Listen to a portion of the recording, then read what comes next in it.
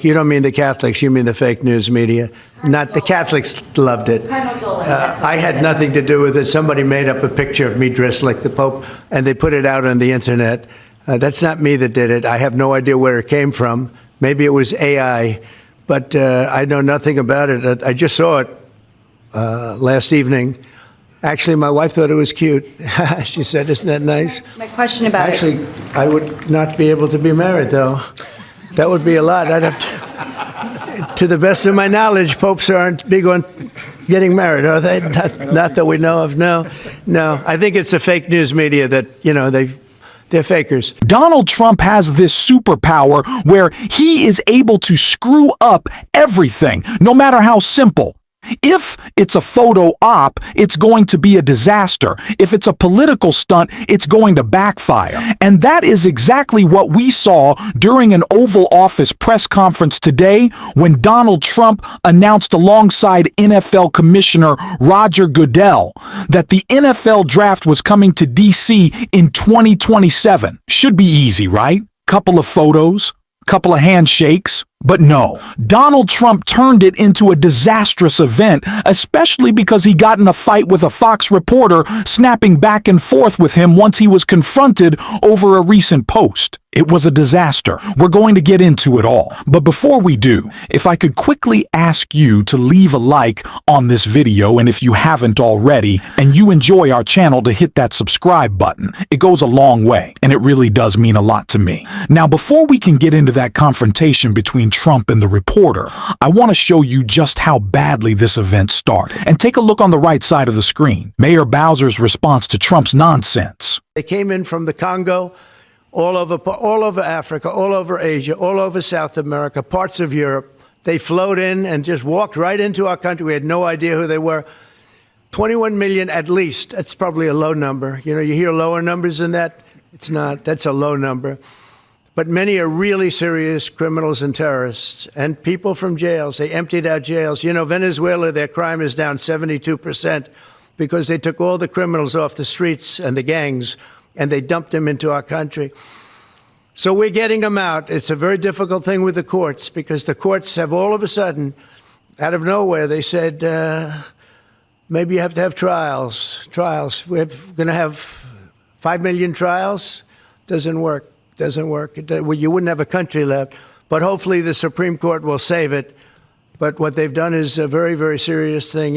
Past presidents took out hundreds of thousands of people. So Mayor Bowser is just standing there in shock, and you can see her reactions, like her eyes getting big. She's looking around. She's clearly trying not to laugh as Donald Trump just implodes, listing off countries and continents where these, fake insane asylums are being emptied into America, just spouting nonsense. I'm surprised Hannibal Lecter didn't make an appearance in just that brain dump that Donald Trump displayed. Absolute lunacy. And it only continued as Donald Trump's fear-mongering picks up, which is always what we can expect to see when his approval rating sinks as low as it has with his new announcement about Alcatraz and just a really weird meltdown. How did you decide to reopen Alcatraz? Can you walk us through that decision?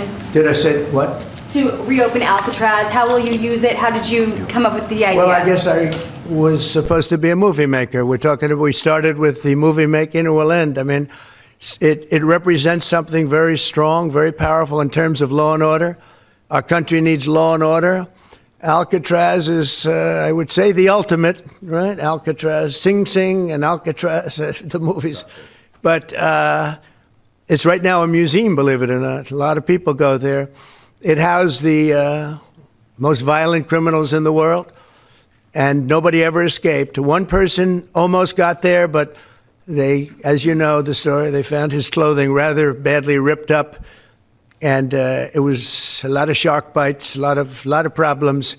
Nobody's ever escaped from Alcatraz, and just represented something strong having to do with law and order. We need law and order in this country. And so we're going to look at it. Some of the people up here are going to be working very hard on that. And we had a little conversation. I think it's going to be very interesting. We'll see if we can bring it back in large form, add a lot. But I think it represents something. Right now it's a a big hulk that's sitting there rusting and rotting. You look at it, it's sort of, you saw that picture that was put out, it's sort of amazing.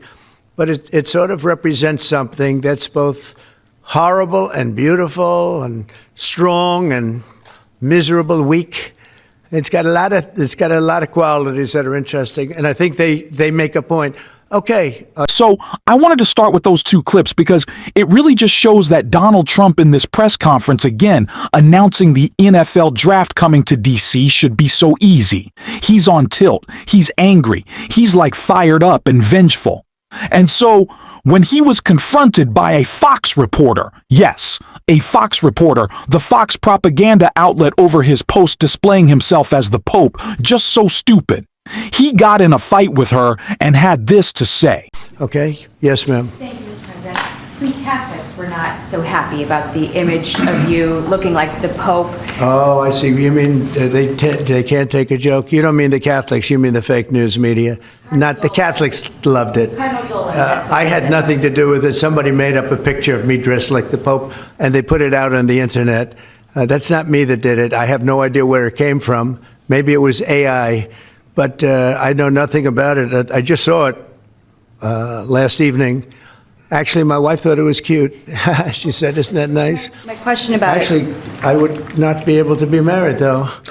That would be a lot. I'd have to the best of my knowledge, popes aren't big on getting married, are they? Not that we know of. No.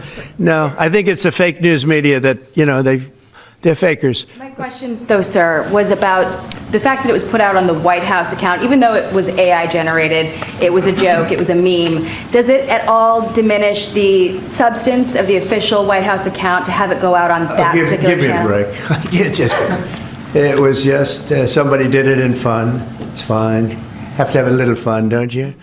Yeah, please, go ahead.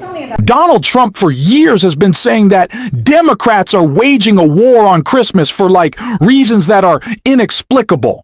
But he decides that he wants to be the Pope, and he's making just weird jokes. They're offensive, but they're also just weird. And now it's totally fine. And it's give me a break. And he's yelling at this Fox reporter. He's like, that's fake news. The reaction was fake news. We read the reaction in your own comments of your own supporters who were pissed off with you, as they are with most of what you're doing right now. It all just shows the idiocy of Donald Trump. And that really couldn't be on display more than when he was talking about his latest tariffs right here. Okay. Yes, ma'am. Thank you, Mr. President. Some Catholics were not so happy about the image of you looking like the Pope. Oh, I see. You mean they can't take a joke? You don't mean the Catholics. You mean the fake news media. Not the Catholics loved it. I had nothing to do with it. Somebody made up a picture of me dressed like the Pope, and they put it out on the internet. That's not me that did it. I have no idea where it came from. Maybe it was AI, but I know nothing about it. I just saw it last evening. Actually, my wife thought it was cute.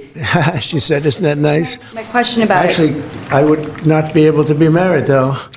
That would be a lot. I'd have to the best of my knowledge, popes aren't big on getting married, are they? Not that we know of. No.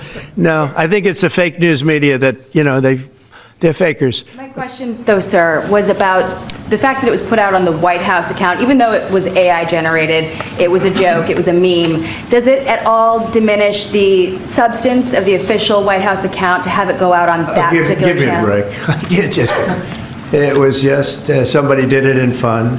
It's fine. Have to have a little fun, don't you? Yeah, please, go ahead. I don't even understand what the point of any of this is anymore.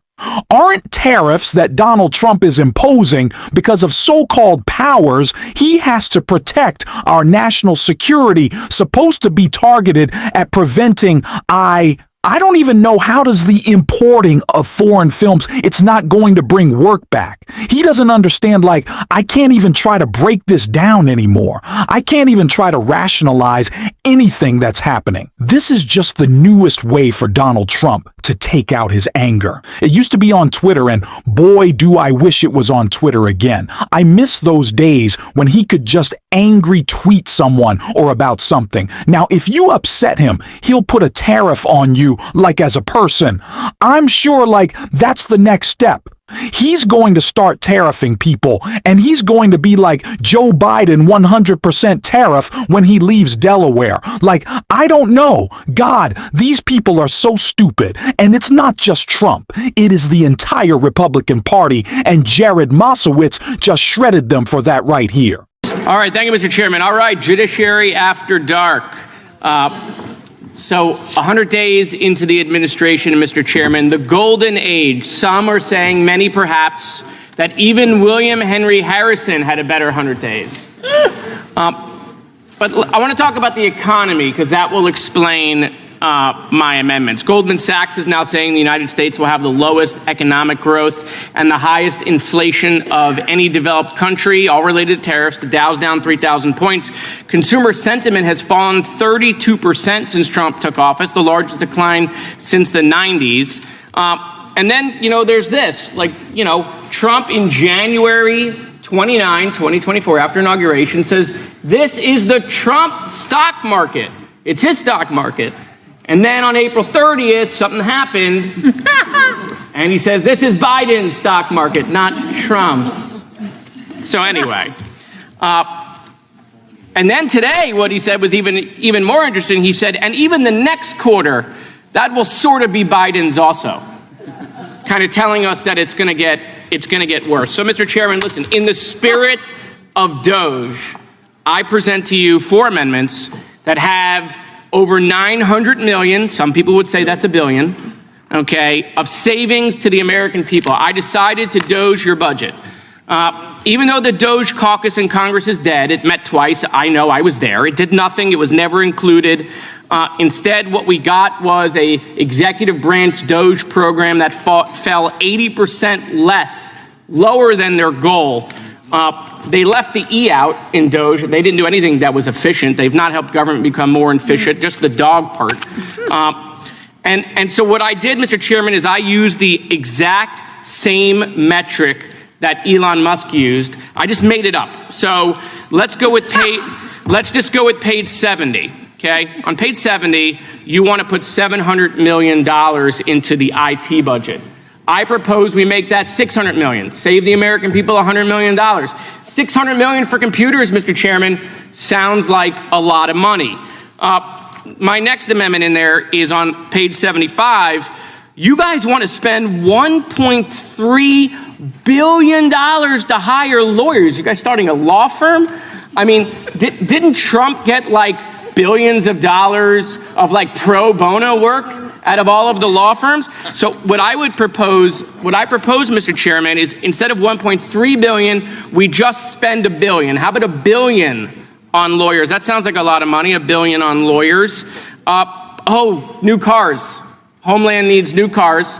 So you guys want to spend $250 million on new cars. I propose $125 million. Feel like they could probably get away with $125 million in new cars, not 250. I know cars are more expensive because of the tariffs. This isn't even a political party anymore. This is just a collection of cowards, clowns. This is a breaking point for me. I'm sorry. I really don't know how to respond. Sometimes I do. Most times I just try. But these people are jokes, and they're running our government into the ground. We have a recession incoming. My friends who are graduating right now are either not getting jobs or they had jobs, and they're now having those offers rescinded because Donald Trump has destroyed the economy in a matter of weeks. And he's posting himself as the Pope, and Republicans are spending money by the tune of hundreds of millions on Trump's golf trips. At a certain point, you just kind of lose it, and that's what this is. I'm sorry. I want to give better commentary than this, but I am exhausted with this guy, and that's why we're going to call him out every single day. And if you want to support that, as always, you can hit that subscribe button, leave a like on this video, and if you stuck around to the end, you can drop a blue heart in the comments. And until next time, I will see you soon.